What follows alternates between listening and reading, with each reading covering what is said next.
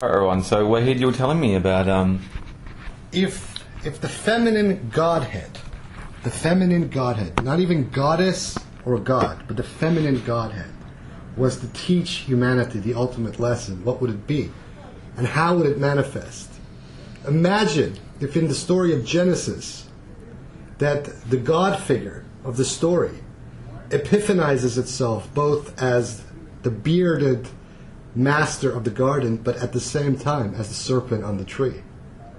well, that's definitely a more complicated and finessed cosmology, isn't it? I mean, it's grasping towards that the God is in everything, God is everyone. So it can't just be the guy who's on the throne in the clouds with a white beard. Absolutely. But it's also not just the masculine; it's the feminine. But which also makes the narrative of Satan and God a complete... they're just facets of each other. They're the same. God and devil are the same. And in fact, the Kabbalists of Gerona in the 17th century, these are Jews, by the way, actually stated very point blank that the tree of knowledge and the tree of life are the same, are the right and left aspect of the tree of life. Of course, yeah. It seemed a bit narratively sort of convenient that there were two trees, didn't it? Yeah, that's right. The serpent on the tree. Now look at the name of Eve. The name of Eve, Hawa, or Hava in Hebrew. In Aramaic is just basically an anagram or an acrostic of the word Em Kol Hai, the mother of all living. Right? And Hava, right, is also related to the word Havash in Aramaic, right, which is in the Hebrew is Nachash, which means serpent. So, whoever wrote this narrative of the first book of Genesis, which was obviously scribe Ezra, was relating an oral history that, if you take it back far enough, where this story started from, was actually relaying an older myth that was coming obviously from either Mesopotamia or the Çatalhöyük civilization of Asia Minor, that for maybe about 2,000-3,000 years before the Jews or the Israelites showed up on the scene, were worshipping the mother goddess as the chief of the gods. So Wahid, your interest and overlap with all this comes from the fact that you're part of a Sufi mystic order. Yes. Did you want to explain a little bit about that to get the context of where these downloads are coming from? I was initiated into a Sufi order in 1993 by an Iranian master that subsequently passed on. And before he passed on, rather than designating an actual successor to his work, there was three of us that were particularly close to him. And his emphasis was that rather than continue a lineage in its specific form that he had been handed out, it is now time to diffuse the work and let the work reach out. Let the vines of the work that his lineage reach out into other areas. What lineage did he come from? What did he? He was a master of a sub-branch of the Iranian Ni'matullahi order. He also had transmissions from the Qadri order. So technically, the order that I came from, or he came from, that he was the master of, was the Qadri Ni'matullahi Safi Ali Shahi order. And he was a master originally from Isfahan. He passed on in 1998. And gave us, the three of us, the transmission, or an ijaza, as they call it in Persian, which is basically a permission to function in the capacity of a sheikh, which means that you can pass on a lineage, you can initiate people, you can teach. So it's sort of the Iranian version or the Sufi version of a priest. Is it as specific as that, or? Yeah, or basically. Or a deacon. But less officiating over the community and more the mystical transmissions you need to safeguard. Yeah, that's what it's about. To initiate people into the path, to give them their zikrs or mantras to work with. How far back does his lineage go? You say because he chose to let it mutate at this time in needed to evolve, but can he trace it back? Yeah, his particular sub-branch of his lineage goes back to one master by the name of Safi Ali Shah, on the one hand, who was a grand sheikh of one of the other sub-branches of the Ni'matullahi order. And the Ni'matullahi order itself goes back to the middle of the 14th century. Wow. To this master by the name of Shah Ni'matullah Wali, who's currently buried right outside of the city of Kerman in central Iran. I can show you the pictures of the shrine sometimes, which is Right. amazing. And he himself was a student of a master of a Qadri sheikh in Yemen, who also then traced his lineage down to another master by the name of Abdul Qadir Gilani, who's actually considered by virtually all the Sufis to be one of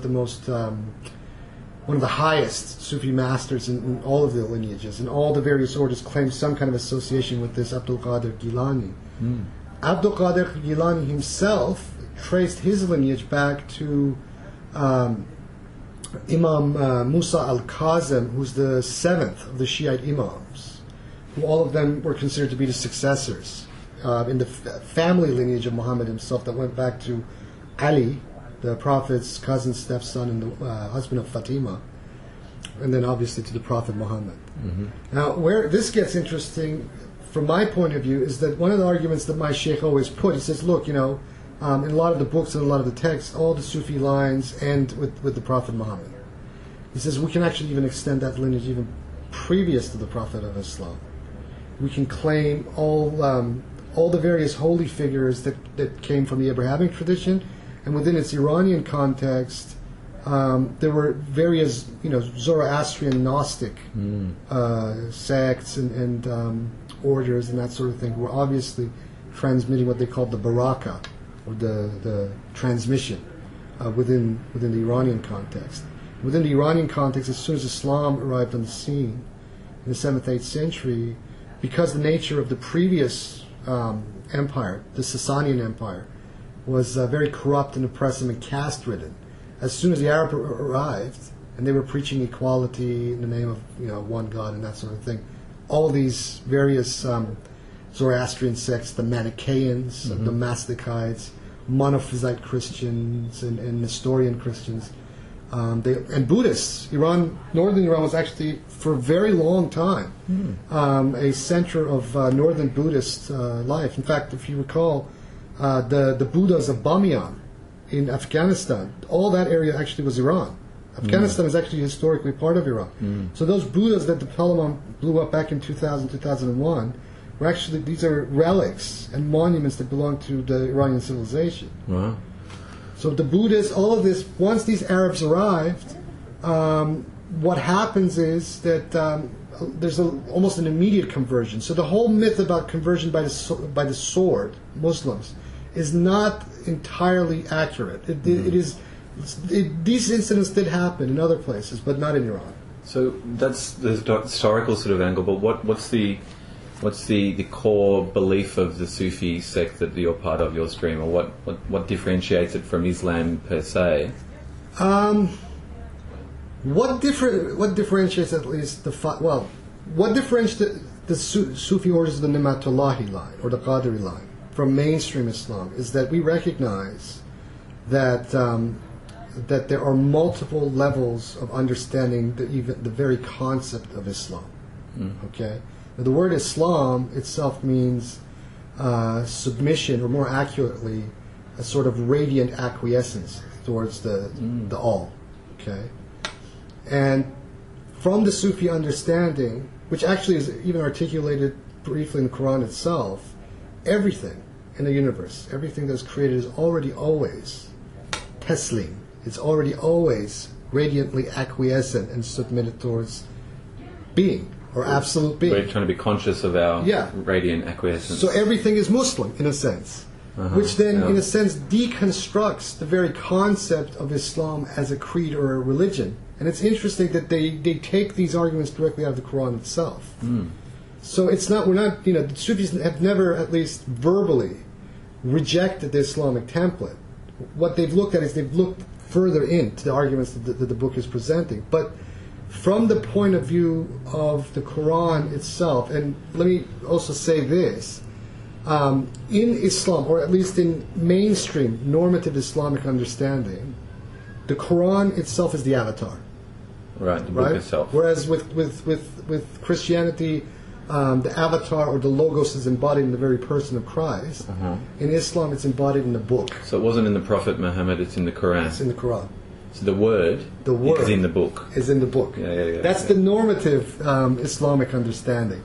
From the Fatimiyya point of view, it's a little bit different because we're also claiming, we're even going further in to the esoteric aspect. And we're claiming Fatima, the Prophet's daughter, to be the embodiment of the avataric aspect of the goddess. Of the goddess. Yeah. Wait, to clarify that, so the lineage that your teacher gave to you has been reworked, a bit rebranded in the names now. Fatimiyya. Fatimiyya, yeah.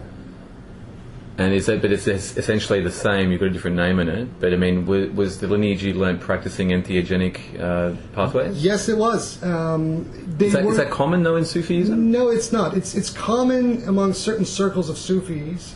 They don't advertise this sort of thing for obvious reasons. Because the Sufi orders and Sufi ethos in general has always been looked upon very suspiciously by the Orthodox establishment for multiple reasons.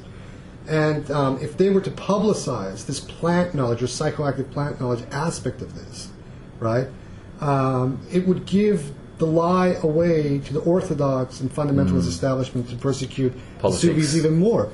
Yeah. I mean, look at it this way. Historically, the word hashish, right, is made famous by the Ismaili sect of the Nizaris, known as the assassins, right? And the slur was... Is that Marco Polo story? Yeah, it's not. It's complete nonsense. It's complete nonsense. It was a slur that these Orthodox, ultra-pietistic fundamentalist Muslims were using against these schismatic esoteric groups. They were using... Isn't that funny? Because the legend is that the Gnostic Christians partook of a sacrament, whether that's a mushroom or some other psychoactive, but any root religion that has an active entheogenic compound at its core as sacrament gets basically ostracized and tried to be eradicated by the more moderate elements of the religion. Absolutely, and the reason is very simple, and I think it also reveals such an incredible lack of imagination on the part of Orthodox practitioners of creeds, because all the time their point of focus is that how can you possibly how can a plant or a mushroom or a drug, quote unquote, possibly be the vehicle of connection with God? But don't they also say God is in everything? There you go. There's the contradiction. There's the problem. The big hole in the argument of these people. Do you think there's ever a chance of some reconciliation of getting the orthodoxy to actually have a look into the Logos beyond the book? Well, that's my goal. That's what I'm trying to do. And from what my sheikh put in my lab and basically told me, look, take the work wherever it will go. My plan is that God willing, or God has willing, when the situation in Iran calms down, and hopefully within the next year or two the regime changes, that I actually plan to formally take the ayahuasca to Iran. Wow. And would you take ayahuasca, or are you saying that the native sacrament over there is Syrian root? Well, we've started calling our tea Hayoma, so we're calling it by its traditional Zoroastrian name. H-A-O-M-A? H-A-O-M-A, yeah. Hayoma with a Y. Hayoma, yeah. And basically to try to diffuse it as much as possible. The Iranian people are actually thirsting for this. The Sufi orders have become too insular, unfortunately, for obvious reasons, because they're living under a very narrow-minded fundamentalist. So, in context, so the politics and their religious sort of environment over there is that there's mainstream Islam in Iran and all through the region. Sufis is a suborder of that, and even within Sufism, entheogenic Sufi as a practice is a very small subsection within the subsection. Yeah, it's like the inner or the inner stages of initiation into closer and closer aspects. It's like Freemasonry with the degrees. It's just fascinating. I mean, it's sort of obvious when you think of it. It explains a lot of the etymological things underneath all these religions and a lot of the compounds. But I mean, it sort of seems like some ultimate secret of that religion is that underneath it there's always been a catalyst, a gateway to connect us to the divine. Well, check this out. I had a very interesting discussion with this botanist online a couple of years ago who swore me to secrecy, by the way, about this. He told me that his mentor had gotten permission to do a taxonomic study of native plants in Mecca back in 1964. Okay, wow. Because apparently on one field study that he had conducted, he had found what he thought were psilocybin-like mushrooms growing outside of the caves of Hira on the outskirts of Mecca, which is the place where the Archangel Great Gabriel gave the revelation of Islam to the Prophet Muhammad. And the proposal that he put, for the funding that even the Saudi government at the time was offering this guy to do, because they have no problem with foreign scientists coming and doing taxonomic studies of plants. But when they read the actual proposal, they revoked. Yeah. And this guy was basically told, no, do not come. Did you catch all that hoo-ha from about a year ago when Benny Shannon, the Israeli academic, announced, or the headlines that obviously he didn't write the headline, but it was Moses high on drugs when he received the Ten Commandments and his illumination with the burning bush, and Benny was saying that, because of the species of Pergamum hamala and the acacias in the area as well. Yeah, acacia. North African acacia. With DMT in them, that it's quite probable that within their diet and within their understanding they would have come across this substance. And now what you're saying is that there's mystery schools, basically, in the area anyway, so you put the two and two together, it's like quite likely, in some cases, that Moses and people of his contemporary ilk had access to psychedelic or entheogenic substances. Look, we know for a fact, because we found these hieroglyphics and frescoes in Egypt where the priests of Amun, and not even the high priestess of Amun in ancient Egypt, were using the blue lotus. Yes. They actually draw these on the frescoes. There's That's a very mild, the modern blue lotus, the herbal ones. That grows wild along the banks of the Nile. Is that an admixture that can bring out any That's the the others?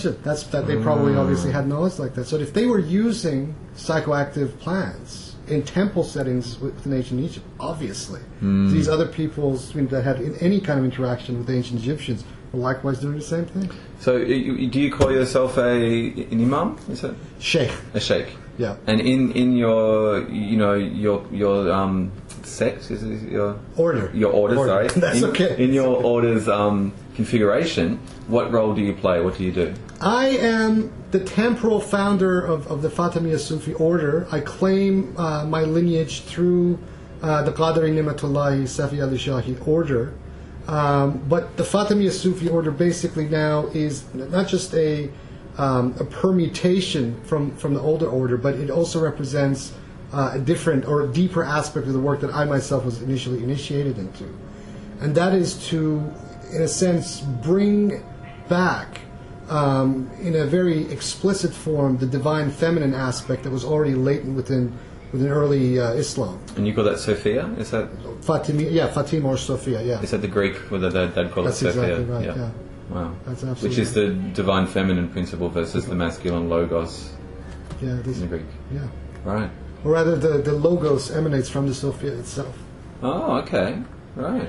And in the Sufi metaphysics of someone like Ibn Arabi, what we also have is that he even says this himself explicitly, that the feminine principle of the divine essence, of the ultimate Godhead, precedes the masculine. So it births the masculine Godhead. Yeah. Yeah, right. The feminine Godhead births its masculine side. All right. So you're presiding over that function in your works, in your order. What happens in logistically in a work set? Once every. So you've got an active psychoactive brew. Mm-hmm. What we do is we get together. And it's not just Banisteriopsis capi. No, we use the espand, which is the Persian word for the roux. Mm-hmm. We get together once or twice a month, usually twice a month, and it's twice a month on a Fatimiyya calendar. We have our own calendar of 13 months and 28 days that follows the whole lunar angle. Starts on March 21st every year and ends on March 19th every year. 28 days, 13 months. And once or twice in those 28-day months we meet. Usually on the 1st and the 14th, other times on the 14th and the 28th day. We get together, we drink the tea, and then we proceed to chant Sufi zikrs or mantras. There's also a visualization aspect with the symbol called the greatest name that we try to simultaneously to chanting and being in the state to focus, to ground our energies with a focused visualization of that symbol. So you're doing the sort of core religious work. You're saying the names of God, you're saying the chants, and you're saying all the things that other bits of the religion would do, but you're doing it with the psychoactive compounds to potentiate and excellent. Wow. So what is the name of God? I mean, in Greek, is it Greek again? The Tetragrammaton. Well, the Tetragrammaton is the four-lettered name. The Yud He Vav He. Is in the Yahweh? Yeah, or the Yahweh. Well, it's not technically not pronounceable. Yeah. Isn't it funny? So cross-cultural, the pollination there. When we say Tetragrammaton is the Greek, but for the four-lettered name of God. But then the only example I could think of to use was the Hebrew Yahweh. Yeah. So they mustn't call it Tetragrammaton. No, they call it Shem Hashem, the name of God, or the name. That's. Is it the unspeakable name? It's the unspeakable name. Ever since the end of the Second Temple, it's actually been prohibited by the high priest to ever utter the name. So no one even knows what the name is anymore. We've got the consonants left. Y, Yud, VWH. Yeah. So it's not actually there's only so many combinations you put a vowel in there you could get from it. So that's you true. Must be able to find that it can't be. Well, I've tried it actually. I tried this process, which is a process that this Spanish Kabbalist by the name of Abu Lafia suggests about permutating the letters of the name. And one of the ones that I did came up with the name Yahoo, which is Yud He Vav, Yahoo.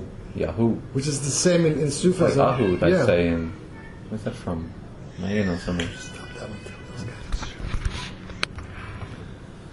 So the name I came up with was Yahoo, which is Yud He Vav, which is close to the Sufi one, which is a zikr of Yahoo. Oh, it, or oh, he, or it. He doesn't mean anything in the Sufi understanding. The Hu just basically represents the aspect of the hidden and the manifest Godhead in the word. And that's the word I came up with. But the greatest name... What happened when you said the name? Anything... Oh, great. To consciousness? I say appreciable difference in your... I say these magical words all the time. All kinds of weird stuff happen around me. But, when I say... I mean, for me, I have this sort of like comic book appreciation of like Tetragrammaton or invoking the Godhead, where it actually fully can transform the reality grid. Yeah. If you get the right level name. Yeah, if you get the right then level. you get the right level download, Well, I give you this. Back in May, I drank one night on my own, and I was on the 14th floor of this apartment here, and I was looking through this book of Anting Filipino jungle magic that's also very word-based. There's words of power. And that night I recited several of these words, and the satellite dish on the top of the building actually blew up within about an hour or two. And I was in the state itself, and I was reciting these words of power. I think that my thought for that is like, words themselves as vibrations of sound. It's electromagnetic. How it's working, how it connects energy from higher realms to the physical realm, which is electromagnetic, frequency. So if we say a word, there is going to be electromagnetic communication, and output could blow things out. But is there something? Is there some science? Is there some way of grounding and understanding this by saying these vibrational string names, like in the Peruvian understanding with ayahuasca when they do the Icaros and the songs in it, it's a vibrational rate connecting to the whatever the Icaro of the plant is, and you're actually drawing some of the essence. So in a similar way, it seems to be what the Godhead's doing. Yeah, it's exactly the same thing. It's an invocation of a certain energy or a certain entity. And all of magic in its Judeo-Christian Islamic Hermetic trajectory is about having these combinations of the words of power to invoke. The Egyptians are exactly the same. So the logos aspect, right? It's interesting that you brought that up before, because the logos aspect comes from the point of view of the invoker. It's the Sophia that then represents the energy that comes through, fusing with the logos that's invoking it. So do you think that a lot of these, we talk about Christianity and Islam, and they're very patriarchal religions. Yeah. Do you think that they're embedded within that maybe a filter or a conceit that we're invoking the male names of God versus the feminine names of God, or beyond that? Yeah. That is good. So then we would theoretically be getting logos energy, which is the masculine. Yeah. But we might not be getting the ultimate merging with the divine feminine. Yeah, that's exactly what's going on. And is that power based, or is this to live a bit of the brain in more? I look at it this way: the pure spirit only allows certain people that it chooses to come into the higher mysteries. Right? You can be the greatest living master on earth, designated by your former teacher. You can be whatever, but if it has determined that you are not to come in, you can be sitting on a throne with hundreds of millions of disciples and not be anywhere closer than some shaman sitting in a remote jungle somewhere who's probably the true magical pole of the universe. Yeah. It has nothing to do with any of that stuff. My understanding from the work I've done over the last almost 10 years now, specifically with the entheogens and my Sufi arsenal of stuff, is that the way that the spirit has been operating on this planet is ingenious. It's almost responsible for spawning all these different infinite, permutations of approach to it, right? But within all of that, it is both putting the poison pill as well as the way out of that, right? So, in a sense, let's look at these patriarchal religions, right? These patriarchal religions, if you take the stuff that they say literally, is pure bunkum, right? How can anyone buy into any of this stuff? But these are ruses, they're double blinds, right? The real adept has to look through and within the very text itself, to try to pick the truth out. Like in the story of Genesis. And some of the insights that it's been giving me about the real characters and the real heroes of that story is everything is very much the opposite of what it's teaching you. And every other person has to discover this on their own. And that's the path, to reach out for it. So does that mean that in the individuated sense that, there's a million, all paths lead to God, and each path is unique to you, even though there's a lineage and a map almost by these cultures giving us to go there, if we invoke a tetragrammaton word that's been said by someone else, it might not really actually work for us. That's true. It might not work at all. Or is there an external validity and reality to the frequency of Godhead that has that frequency, which is a sound, which could be brought back as a word that is external to us? It all depends on that. There's actually a great quote in the Bible itself which says, "The Spirit bloweth where it listeth," right? Yeah. Right. So, you can't try to map this out in any kind of a linear fashion. It's experiential. It's purely experiential. And what it actually shows of itself in its facets of how it works, in its theophanic ground, and in its theophanic trajectories, is pretty profound. So what are some of the effects you've had? Like, do you think using your Sufi, I called it again before, scaffolding or an idea template of this religious, spiritual understanding, does that help you go further? You were saying earlier about the lift, does it help you actually, does that work because you believe in it, or these pathways that are built upon by others have established a groundwork in the astral that actually furthers it? Both. It's that and not that, and a few other things. Basically, the issue of transmission and initiation, I have understood. Whether this transmission happens in a spatio-temporal context or if the spirit itself decides to initiate you, because that happens too. But even in the spatio-temporal context, it's still the spirit initiating you. But that aspect of transmission and initiation is very, very important, because what is out there, right? If one doesn't have the proper orientation, one can slip and fall and break one's head, right? And that happens quite a lot these days. In fact, one of the things that I've been shown with the tea over and over again is that one of the reasons, like for instance with certain quote-unquote drugs that where people lose their minds, is because they don't have the adequate preparation, right? Or the context, the transmission, which is the preparation, to actually then, in a very safe manner make... Do you think it's because most people taking drugs in the West are not secular, and they don't have that religious training to believe in something beyond themselves? So they've got a materialist approach to drugs versus spiritual catalysts?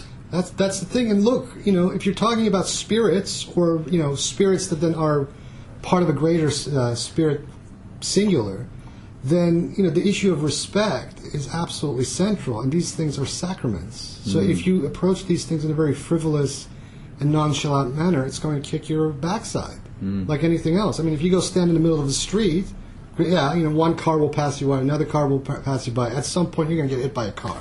So I imagine then that using your approach, you've actually gone into the hyperspatial realm, the lower bardos, as the Tibetans call it, or lower shores of the Godhead, And the thing I liked about your Sufi approach was it seemed very non-dogmatic and was embracing of all the other languages and all the other context for it, saying it's basically the same thing. We're agreeing on just different language. But do you overlap then in that hyperspatial realm? Is there a Sufi frequency, or do you come across curanderos and shamans and psychonauts? Yeah, all the time. We it's interesting because last couple of times I've been drinking alone, I keep on picking up on this very Yogacharan Buddhist energy. Quite a lot, and that narrative has been coming through very strongly lately. At other times, it's a very Christian Gnostic narrative that comes through. At other times, it's my own Sufi narrative that's coming out through different forms, and on and on. And a lot of native and indigenous ones quite often come How through. do you experience that? Do you get the intuitions of those energies, or do you They come, you get intuitions of them, and oftentimes they come and introduce themselves, and Visual. actually tell you what they are, and where they come from, and what context it is. But ultimately, the teaching that the T has really been emphasizing with us lately is that this is all part of the matrix of non-dualism. These are all, this is all the dance of the Shakti, not even the dance of Shiva. Right, this is the Shakti, dance of the Shakti, the Leela of the Shakti itself. That the duality of this realm is basically the play of the Shakti, the play of non-dualism, and then trying to understand that paradox of how non-dualism, duality itself, is a play of non-duality. So being this hemisphere of the divine and unconscious, or this thing, what's your take on the integration? What's your take on why it's teaching us this now? Like, why is it coming through now and opening up? Because I think you can map this out very easily from the Hindu concept of the Manvantaras, the great cosmic cycles of time. World ages, yeah. And this Kali Yuga is beginning to reach its termination. Whether that happens in 2012 or at a later point, that remains to be seen. But we are closer now to the end of the closing of this Kali Yuga than ever before. So if you were to talk from the point of view of the language of the fall, right? We are as far away from the golden age of this present age as we can possibly be, but we're as close as we possibly can be to the commencement of the next cycle, the next golden age. So this is where all this craziness and whatnot is coming through. And the closer we get to that, the more craziness there will be, because the nature of these cycles of time within their manifestation of consciousness have precisely a quantitative collapse effect. So that quality begins to elongate itself more and more into quality, and then quality into quantity, and then quantity itself begins to quantify and quantify itself and gets heavier and heavier and heavier, and then it explodes and collapses. Like a rain, rain coming from a cloud. Yeah. Just finally, natural process reaches fruition. And this is, if you look at this from the point of view of Hindu metaphysics of the Purusha and Prakriti, the form and its substrate, right? The substrate needs its form to make it happen. But what happens when you have a situation where the substrate itself is starting to become top-heavy? Well, it collapses back into its form, right? And this is from one cycle, aspect, isn't it? Yeah, it's a cycle. It's yeah. like condensation or some type of natural. It's like the snake is swallowing its tail so far into itself, right, that at some point it will just explode. And that's what's happening with us. So what have you learnt from access into these realms? It's obviously structured with your Sufi ideology, and it gives you grounding in that level, but what do you think it's wanting you to do or grow, or what's the secret to the mystery here? The secret to the mystery here is to realize that, on the one hand, everything is interconnected, and everything is ultimately the play of the Godhead. But at the same time, try to appreciate that in its individuated form, right? It's one thing to say everything is one, right? And stop there. There's competing levels of that one. But there are competing levels of that one. Yeah, this is where it gets nitty-gritty. And this is the nitty-gritty of it. Yeah. It's because the individuated aspect of that all is just as important as its totality. Because that individuated aspect is a manifestation or a mirror in a specific aspect or modality of that all. Do you think different facets of the Godhead are wrestling for control of the steering wheel?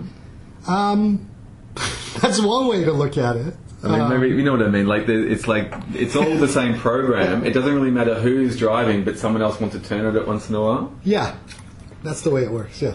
Right. But okay. in the end, it really doesn't matter because we're dealing with the same driver. Yeah.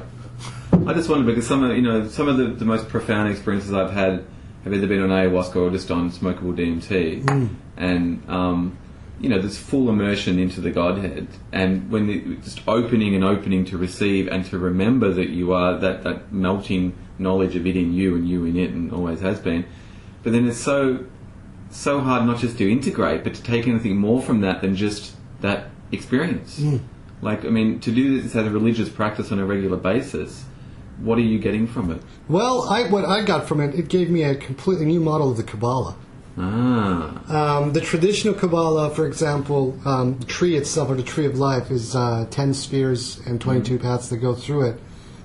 Back in July 2005, I smoked some of the smokable, and then about a week after that, I had a session with the tea itself. And through those two, it actually gave me a new model of the tree, which was a tree of 13 spheres and 36 pathways, which takes the total numbers of paths of the tree to the number 49, which is the number of Venus on the one hand. It's the magic square of Venus is the number 49. If you recall your conversation, or what Mr. Strassman wrote in his book, 49 days from the moment of conception, the time that the pineal gland is triggered, the 49 days in the Bardo, from the time according to the Tibetan Book of the Dead, and so on and so forth. And I keep finding new significances to the number 49.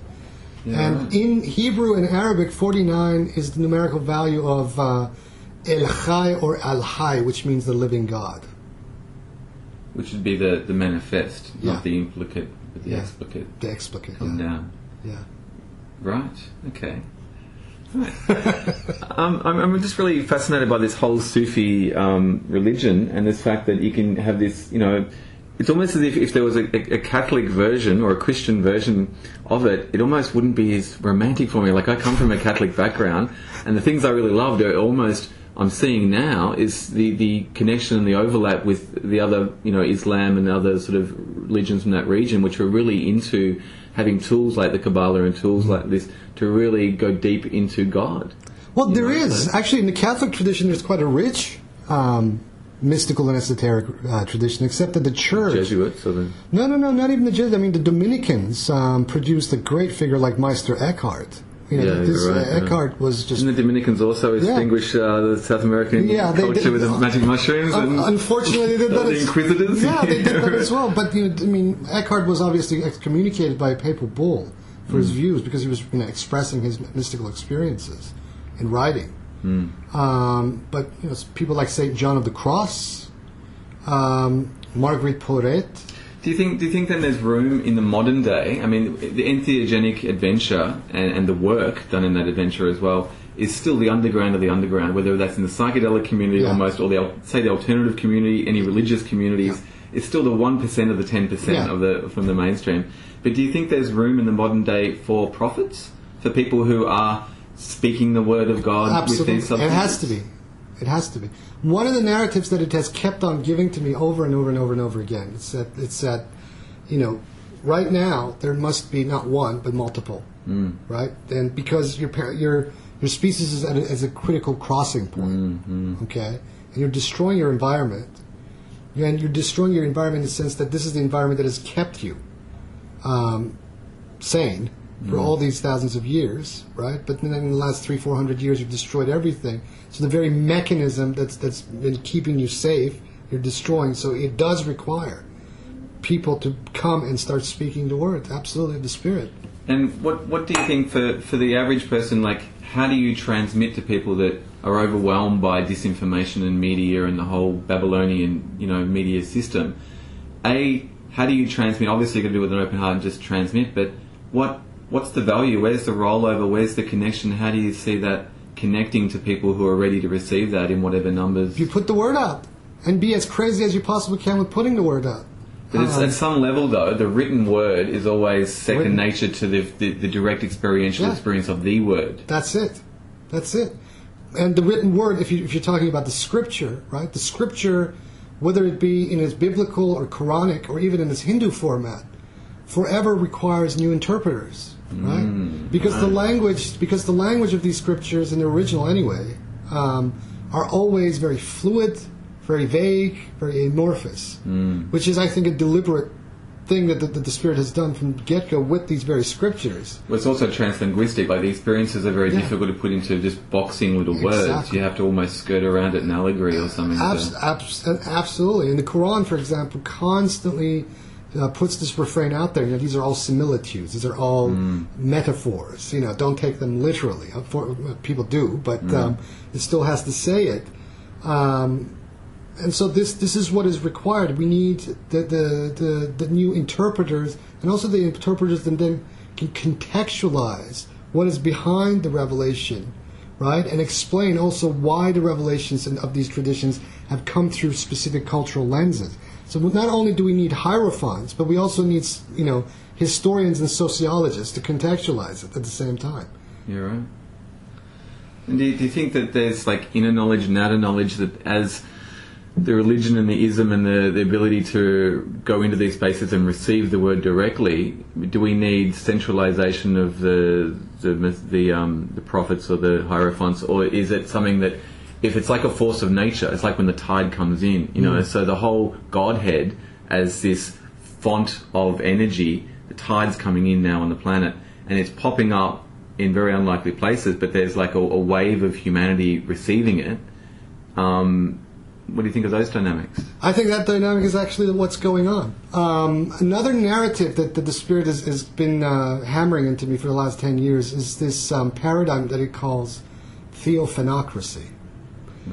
So, what is theophanocracy? Theophanocracy is basically the rule of theophanies, right? Yeah. We're not talking about the rule of God as a theocracy of a church, but the rule of theophanies. And if everything always is Godded, and everything in the whole universe is nothing more than a theophany of the Godhead itself, a theophanocracy is basically the rule of the multiple theophanies of God. An autonomous web of multiple theophanies of individual... Exactly. That's beautiful. I like that. That's great.